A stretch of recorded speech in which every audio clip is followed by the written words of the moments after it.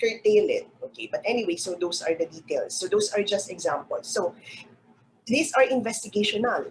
Okay, so consent is needed still. Okay, okay, from the patient.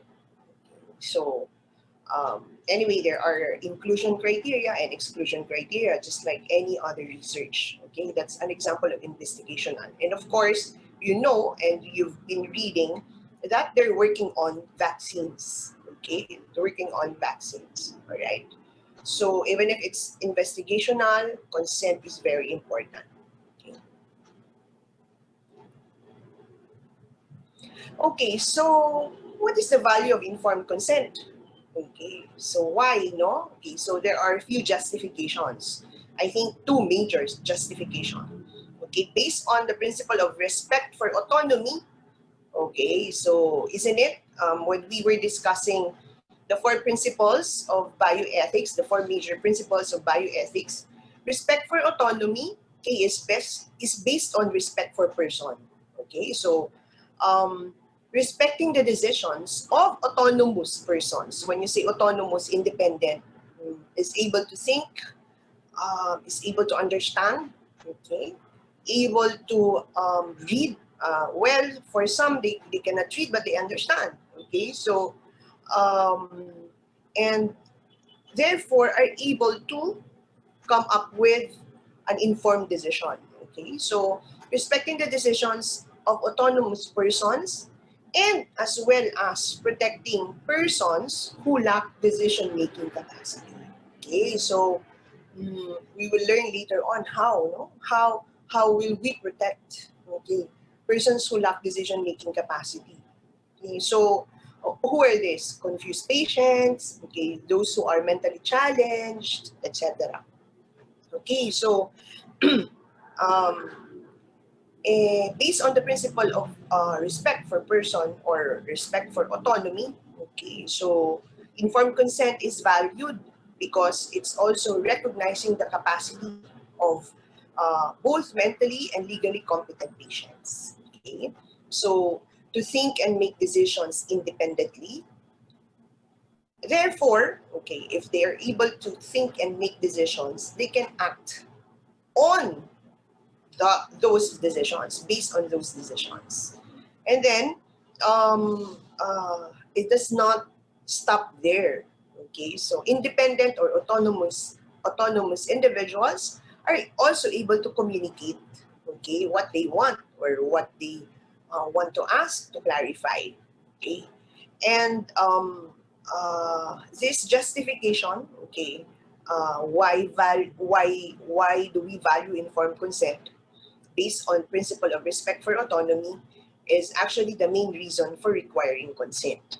Okay, sorry. And then um, the second,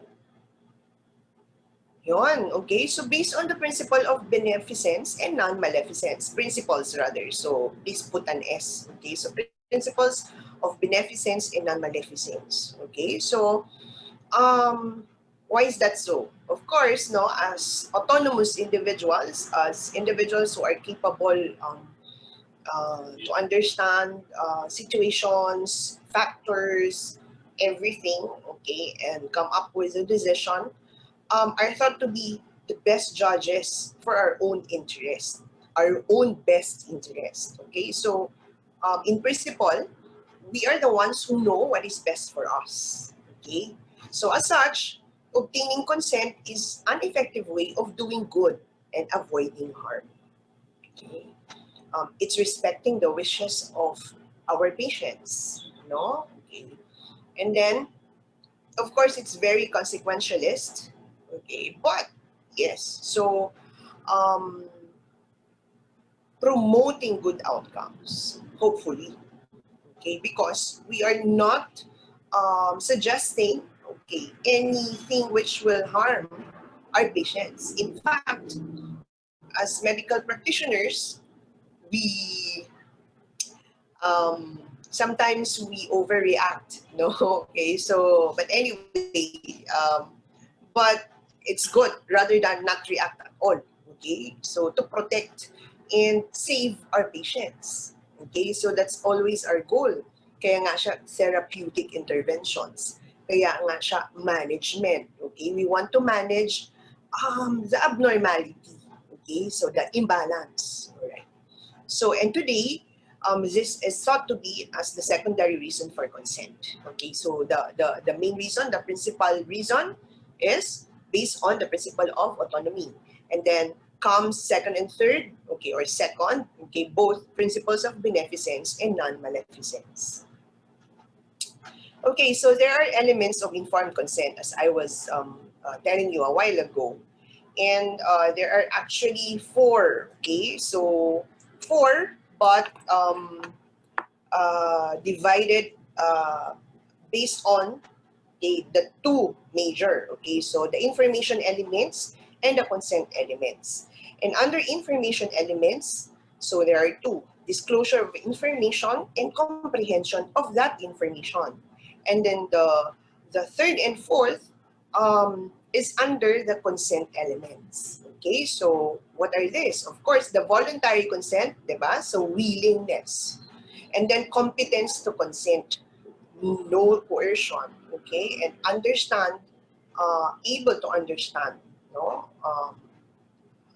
What is the intervention about, okay, the risks and the benefits after disclosure of the health practitioner. Okay, so we go to each one, okay, each element. All right, so first, disclosure of information. Okay, so this is the role of the healthcare practitioner or the physician. Okay, so the first two elements, information elements, okay, it's based on us. Okay, so the disclosure, the content of what a patient is told or informed about during the consent negotiation, right? So the question will always be how much information must be given, no? Okay, so you always have to remember that first, content or what information you are about to discuss to your patients, okay, is important, okay. And besides that, it's the how, okay. Um, Disclosure, okay, of the needed information is done, okay. So these are very important. And if you ask me, are there guidelines? Of course, you will be trained little by little, no? But there is really an art, okay?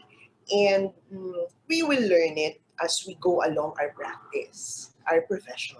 Okay? So it takes a lot of years also, okay, no? In knowing how to, okay? So we will learn the how when we first, okay, know, okay, knowledge, no? So that's why we are studying, okay? And at the same time, we have to know our patients. So how much they can actually digest or how much information they are able to accept, okay?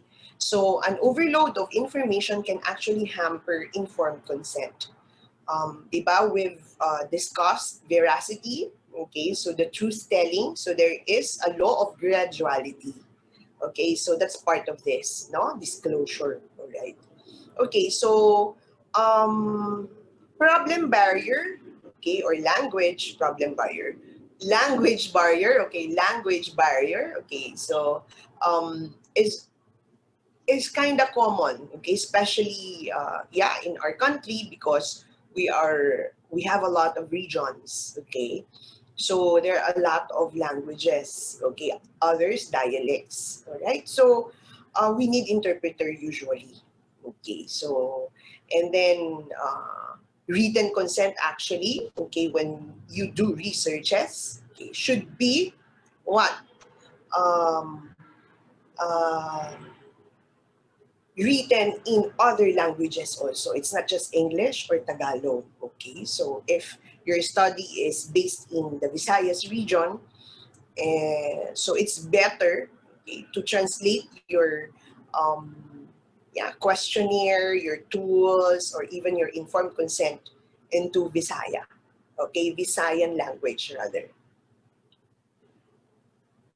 Okay, so yeah, so must be specific to the intervention. All right, so this is one guideline, okay, that is essential. No, you have to be very specific with the information about the contemplated intervention, okay, or the management. Okay. So in general, the necessary relevant information to disclose include the following. Okay. Patient's current medical status, of course, and then you have to explain, okay, what will happen to him or her if there is no management, okay, or intervention, and uh, what will happen or what are the benefits and as well as risks if he or she decides, okay, to agree and to consent to the, the proposed intervention. Okay.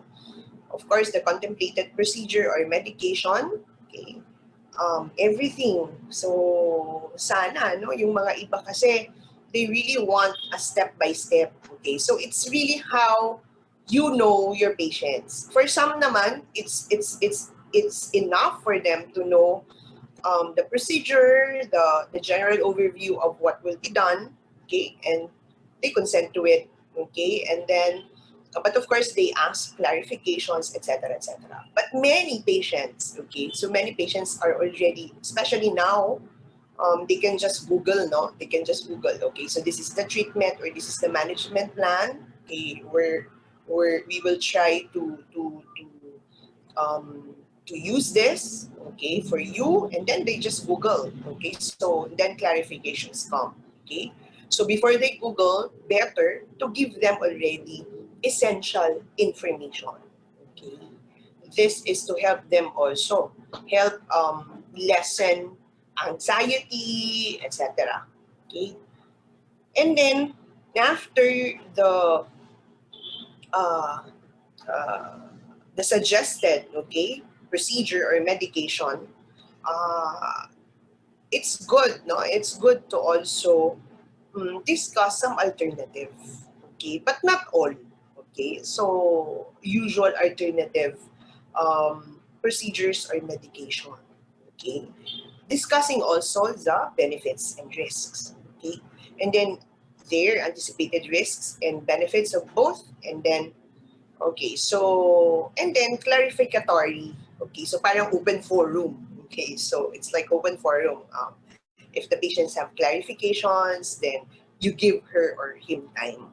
Okay, and then in case of research, his right to withdraw anytime. Okay, so has to be discussed also. And then it's good. Okay, it's also good to give professional opinion about alternative medications. Okay, so this is also educating our patients, you know, especially if um, uh, there are a lot of um,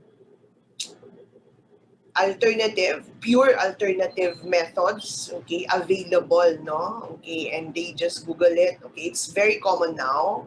So it's also good to present your professional opinion about them. Okay. But of course, qualifying everything, no? Professional opinion lang naman. Okay? Not to incite fear and anxiety further. Okay, so how do we characterize an adequate disclosure? Okay, so these are the three general standards. Okay, so professional practice standard.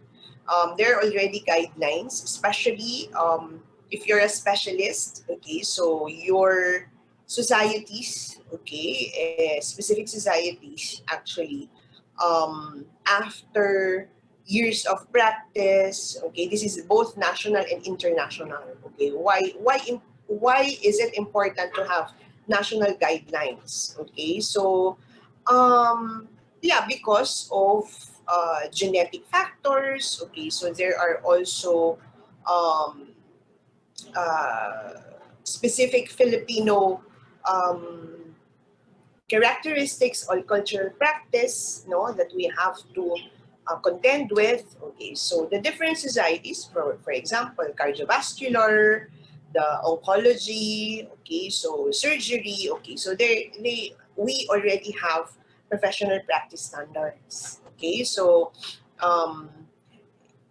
based on those, okay, so we will know what a typical physician or researcher would disclose.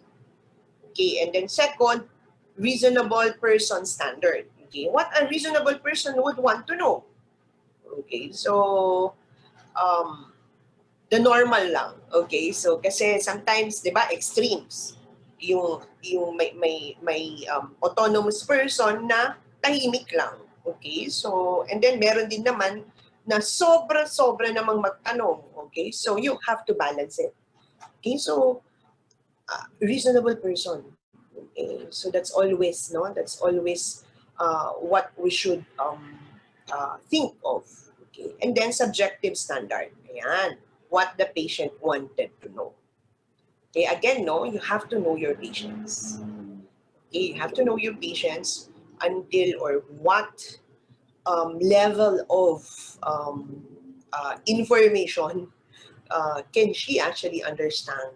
Okay, but what's important is at least the essential, at least the basic, no? In order for your patient to reach an informed decision, okay, before consenting. Okay, second, comprehension. Okay, so sorry, so the second element, okay, the first element is based on practically the physician, okay, but comprehension, okay, so partly, okay, how the physician or how the healthcare practitioner explains or discuss, okay, and then of course comprehension is based on the patient or subject, okay, so whether the information given has been understood, okay, so and then this is the time also when issues, okay, about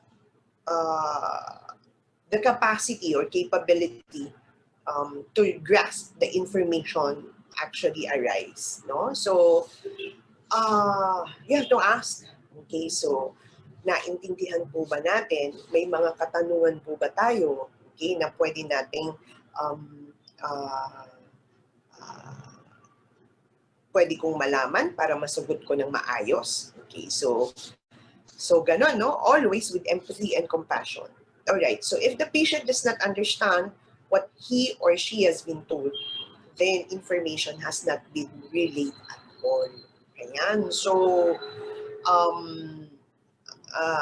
wala lang, parang data lang yung binigay mo.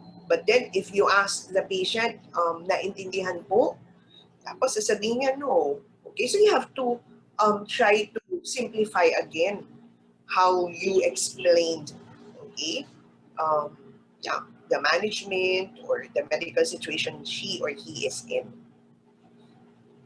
Okay, so healthcare professionals have a professional language. Ayan, so they are expected to translate their medical jargon so that it will be intelligible to their patients. Okay, simplify things. Okay, so sometimes because we're used to being with a team of medical health practitioners, pharmacists, nurses. Okay, so when we go to our clinic, okay, so nakukuha natin yon. Okay, so nakakalimutan natin, we forget that our patients are lay. Okay, so karamihan sa kanila do not have medical background, okay, or science background even. Okay, so we have to be careful. And then written handouts can be used in a patient's language to better inform them of the disease. Well, if you have, no? So may mga binibigay yung mga metrics. For example, cholesterol, okay, or BP monitoring. Ano yung mga pagkain na dapat iwasan. Okay, so those leaflets can actually help. No? And then it encompasses a shared conversation, not just the physician stating information to the patient. So open, okay, so open discussion, and then From there, okay, you will know if the patient really understood. Okay, so the third, no, voluntariness, willingness. So the third element, the patient must of his own free will make a choice without force, coercion, manipulation, or undue influence from others. Provided that, of course, the patient still conscious, coherent. Okay, so there. And then being free in making decision means that the patient owns the decision. So, dapat maintindihan yon, ano? So, hindi responsibilidad ng doktor. Okay? So, hindi. So, when the patient already consented to a certain management, then that decision is already his or her own. Okay? Hindi pwedeng sabi kasi ni doktor. Hindi. Okay. Sabi kasi nung ano. Ayan. So, hindi, no? So, sometimes it's a challenge. Okay? So, sometimes it's a challenge. But, if you've already given, okay, so yung two elements, disclosure and then comprehension, then voluntariness will come easily. Okay. So that their decision is the patient's alone, that the patient has chosen the option based on the information disclosed to him or her. Okay, simple in theory, although often trickier in practice. Bakit? Ayan, because by culture, no, we always have our family. Ayan. So, yun talaga ang culture ng Filipinos. Okay, so Western patients are more independent. But for Filipinos, yan, so they always involve their family. As medical practitioners, okay, so we have to remind ourselves always that our responsibility first is towards our patient, not the family. Okay, unless, of course, for some special scenarios. Okay, and sometimes also pressure comes from other healthcare providers. Okay, so especially if the case of our patient is multi-specialty, no? Ang daming ang daming specialists. Siguro may mga lolo, lola kayo na ang dami-daming doktor pag nagpa-check up, ang dami-daming pinupuntahan, no? So there. So sometimes pressure comes from other healthcare providers. Fourth, competence. Okay, so patient's capacity for decision making. So this has to be this is one of the four elements, very important. No? So we have to see is that are our patients really competent in making a decision? Okay, if she or he is, then therefore it's easy for her or him to consent as well. Okay, so ability of the patient to understand the relevant information and appreciate the consequences of her decision. Okay, of her decision but not of the management. Okay, ha? So dapat pag nag-oo ako, okay, so alam ko na ito yung pwedeng mangyari sa akin. Okay, so dapat na-appreciate ng pasyente. Okay, so one is considered competent when, okay, so three things. If he is able to make a decision, okay, and ability to choose, no? So, pag alam niya, okay, naintindihan niya, okay, so the patient will actually be the one choosing. Of course, second, has the capacity to justify one's choice, no? Okay, so if I agree to the proposed management, then I can justify it. Okay, because from the information the doctor gave to me, okay, I think, ayan, so I think I will be, my case or me, okay, will respond to the management and okay, it's better. It's better for me. Okay, so ganun din pag okay if ayoko, okay, kasi alam ko na my quality of life will be affected if that's the reason, no? So I declined. Okay, so I will look for another alternative. Ayan. So he or she is competent, no? So one justifies one's choice in a reasonable manner. Okay, so reasonable dapat, hindi yung ayoko kasi ayoko nang mabuhay. Okay, so bakit ayaw mong mabuhay? Diba? So dapat reasonable. Alright? Okay. So what if the patient isn't competent? Ayan. So um, maraming, well, there are a lot of patients who in one way or another, well, number one is affected by the diagnosis, and then second, okay, they don't have the mental capacity.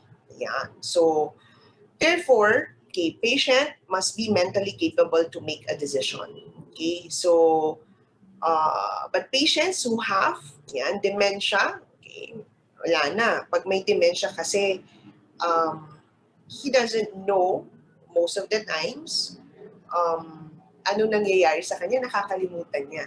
Okay? And it's not his or her fault. It's the nature of the disease. Okay? So, or other conditions which impair their ability to understand both the risks and benefits, and as well as the alternatives. Okay? So, um, this is one special scenario. So in this case, a surrogate decision maker needs to be part of the discussion. Okay, so makikita natin ano ba yung surrogate decision maker. Okay, ito. Okay, so the surrogate decision maker, okay, is a person designated by the patient to make medical decisions in the event the patient is unable to. Okay, always with the power of attorney. Okay? So, dapat legal. Hindi pwedeng inassign ko lang yung sarili ko. Okay? So, hindi. So, we have to legalize it. Okay? We have to legalize it. Mas maganda. Okay? So, what is a surrogate consent? So, each state and country likely has laws as to who can be surrogate decision maker in the absence of a legal document from the patient. Okay? Dito sa Pilipinas, usually, actually, it's international also. Usually, the nearest of kin. Okay? So, the wife, if the wife or the husband are still alive, and also are autonomous, independent, and has the capacity to decide. Okay? The children. Okay, so the surrogate should respond as if speaking for the patient, not for themselves. Okay, so if the patient has expressed preferences in the past, the surrogate must use knowledge of these in making the consent. Okay, so in end of life issues, okay, so this is a very important. Okay, so hindi ko na i-discuss kasi baka kayo malito pa. Okay, but it suffice to say that if the patient has expressed preferences in the past, okay, so the surrogate must use knowledge of this in making the decision. Living will usually, no? In end of life issues, babanggitin ko na lang. Okay, so it's called advanced directives. Okay, so ginagawa yon when rather the patient is still conscious coherent. Okay, na if ever, kasi alam niya, for example, terminal cancer or yun, high risk or high probability of going to or to develop dementia. Okay, so anyway, so yun ang ginagawa. Okay, surrogate consent. That's why even if walang power of attorney, very important, ang na magbigay ng surrogate consent ay yung pinaka-close sa pasyente. Kasi alam niya kung ano yung desires niya. Diba? Honestly. Okay.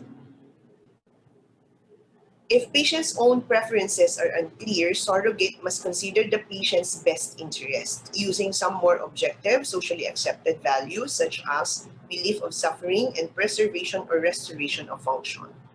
Okay, for minors, this is usually given by parents or guardians. Okay. Okay, so surrogate consent. Okay, so what I'm discussing now in special scenarios are already the other forms of consent, of informed consent. So one is surrogate consent, so another is implied or presumed consent. Okay, so by entering the physician-patient relationship, consent for the customary diagnostic and therapeutic procedures in common use is given. Ayan. So, the fact that a person, okay, goes to a physician for consultation, so there is an unwritten, okay, consent already, kasi may voluntariness na yon. Okay, so there's already implied or presumed consent, provided that the diagnostic and therapeutic procedures are the ones used commonly for a specific diagnosis. Okay? So, hindi mo naman kailangang manghingi ng consent for urinalysis if the patient or you think the patient has UTI. Okay? So, common na yon. So, we need consent for specific special procedures, no? So, anyway, so there. So, for example, a person who voluntarily consults a physician gives implied consent to undergo the usual physical examination. And then usually naman, during consultation, ini-explain din ng physician, no? Na, okay, ito po yung gagawin natin. Okay, so paggawa po natin to, okay lang po ba sa inyo? Diba? And then kung hindi, bakit po? Kasi kailangan po natin gawin to kasi hindi ko po kayo mabibigyan ng gamot. Okay, so that's how we explain to patients. Okay? And then when consent to some general line of action has been given. Okay, so for example, a patient who consents to surgery need not consent specifically to the anesthetic used. Yan. So, syempre, no?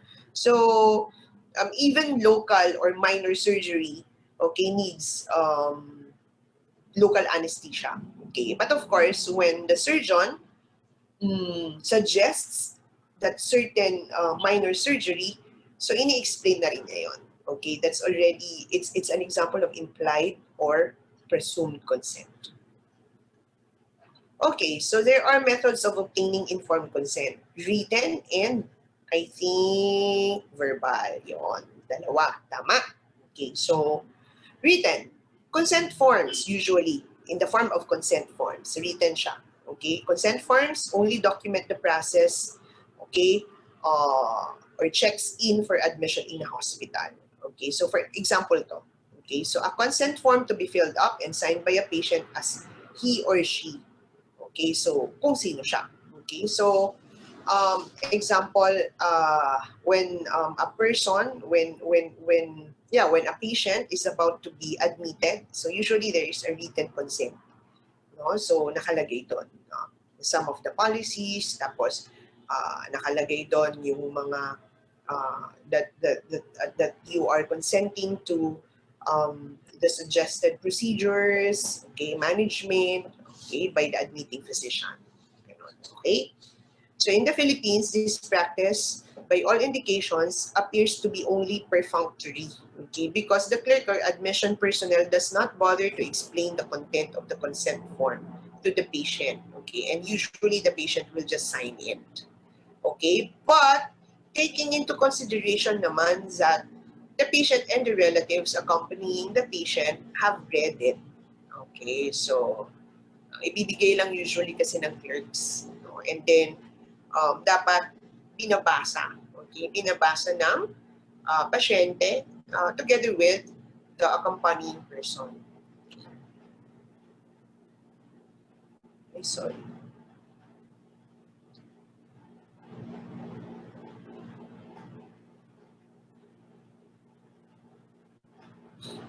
Okay, how about verbal consent? Okay, so there is also a different process flow when we are talking about research. Okay, so especially clinical trials or any research or even community trials wherein there are human subjects. Okay, so informed consent is always, okay, part of the protocol, part of the research protocol. Okay, so in recruiting subjects, okay, for research, then the researcher or the proponents, okay, so has to have, okay, clear, okay, informed consent form. Okay, and then nakalagay doon everything. So quickly explaining, okay, so what is the research about, and then the sharing of data. So and then even the procedures which will be done to the patient. Okay, so the methodology at least to understand. And then It's 9 hours. okay, 9 o'clock na daw. Okay, so there, you know, so there's the signature of the subjects. Okay, so is being attested to the form. Okay, signing the form. Okay, so there. Okay, uh, for special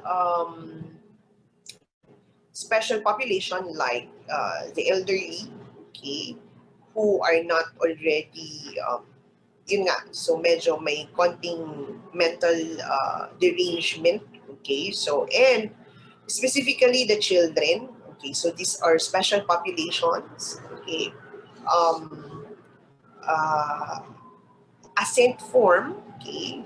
Ayan, so assent, hindi siya informed consent form. So, assent form ang hinihingi, okay? Specifically for children, okay? Assent, oo lang ako, okay? So, pwede. So, hinihingan din natin sila ng ng permiso, okay? Ng permission, okay? So, we ask for their permission.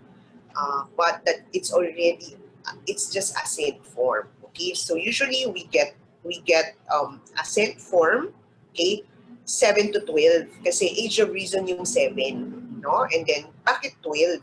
Kasi some countries consider 13, 14 already mature minors who are able to understand, okay, already everything. Pero kung hindi, then assent form pa rin, okay?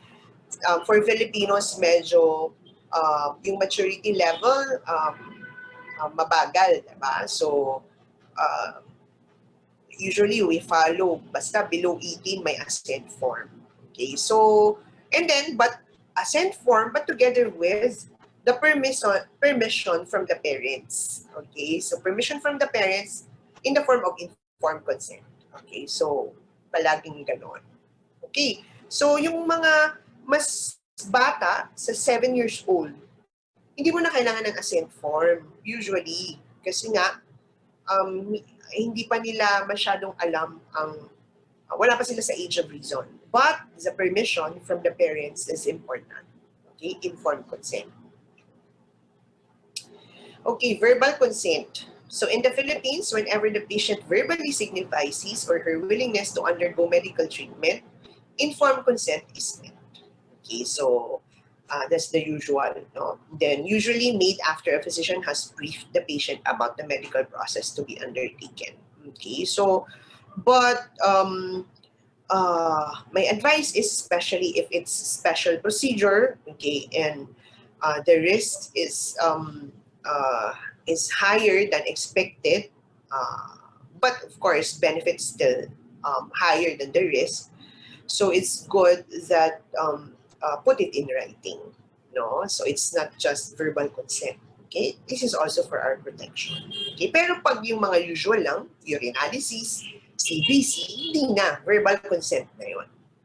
So make sure that you've discussed it very well with the patient. Okay, so these are the exceptions. These are the scenarios when consent is unnecessary. Okay, so where a delay in treatment would lead to serious harm or death and where reasonable persons would consent to the treatment. Okay, so there are cases na hindi pinapatagal yung management. Okay, so and then of course there are always others who can consent to the treatment. Okay, so then consent is not necessary. Okay, so how about non-compliant communicable disease patients? Yun. So, marami tayong mga ganitong patients. Okay, so yeah, for example, during the first few months of the pandemic, COVID-19, may mga tumatakas pa sa hospital, di ba? Okay, so, kasi takot na takot. Alright, so, COVID-19, we know, is highly communicable. Okay, so, yeah. Hindi naman coerced, pero encourage, no? Especially if they have moderate symptoms already. Okay, and then mental health patients who may harm themselves or others, unable to take care of themselves unless if there is evidence that they refuse when they were capable. Okay, so medyo special kasi yung mga mentally challenged. Okay, so especially, for example, bipolar, those who have mood disorders. Bipolar mood disorder, di ba? High, low, high, low. Okay, so, and in between, may mga sane moments sila. Okay, so again, no, they're special, medyo special talaga ang mga mentally challenged individuals. Okay? If a mentally challenged individual has the tendency to be violent, yon. So, then, consent to, for example, inject an anti-anxiety to control fits of emotions. Okay, so consent is not necessary for as long as some of the relatives know about it. Or even mas maganda nga, during the times that the patient is sane, then she consents na pag nagkaroon siya ng fits of violent uh, um, actions, then injikan niyo po ako. So, pwedeng ganon, no? Okay, in emergency situations, okay, informed consent not required. Okay, so specifically, when the patient is already comatose or obtunded.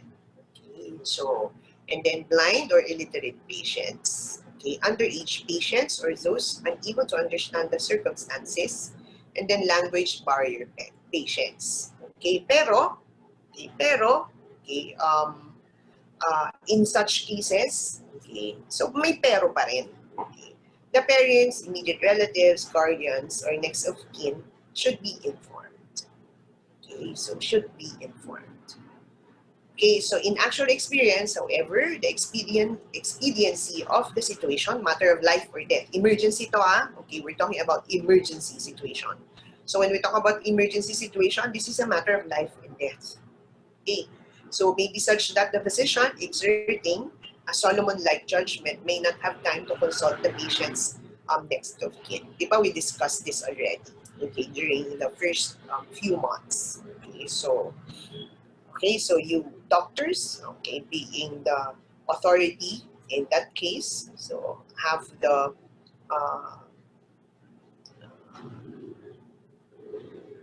have the right actually, okay, to manage the patient. Okay, and then ang sabi ko, di ba? Okay, so manage first, matter of life and death, and then afterwards, okay, be very, very careful to inform. Okay, well, kung yung pasyente magising na, okay, good. And then also the relatives. Okay, so signed consent versus implied consent. Okay, so I will finish in 10 minutes. Okay, so the ones who will be reporting, then be ready. Okay, so signed consent versus implied consent. Okay, so the difference.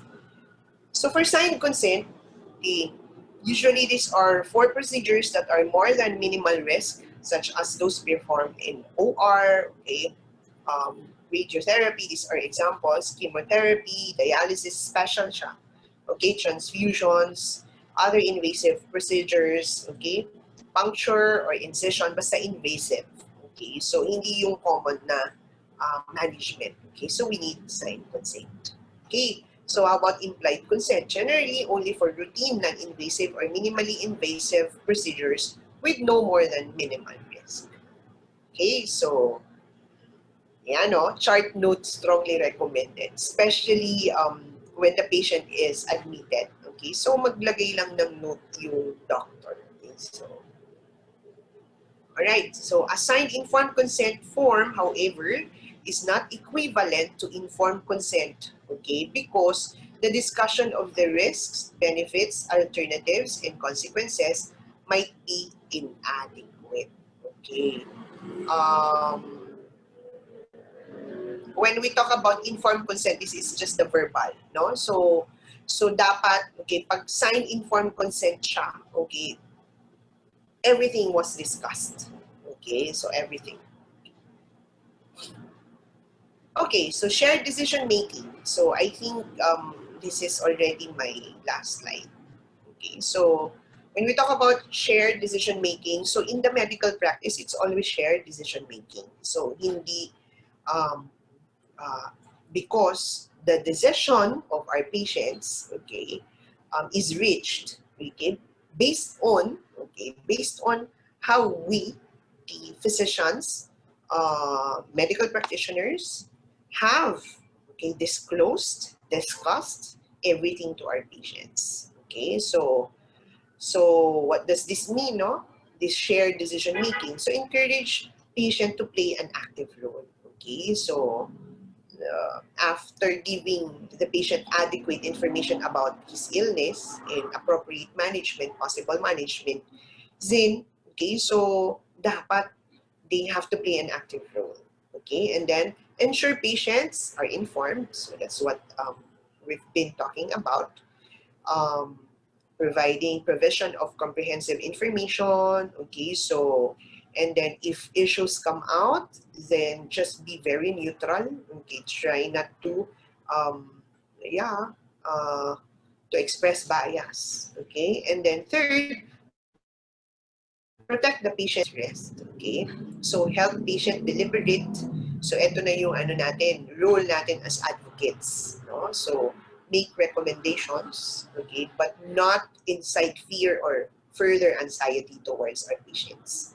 And then try to persuade patients if we think this will really help our patient, okay, the specific management we're trying to suggest. Okay, so we try our best. Okay, thank you very much for listening. So that ends my lecture. Okay, so I already put in the chat box the question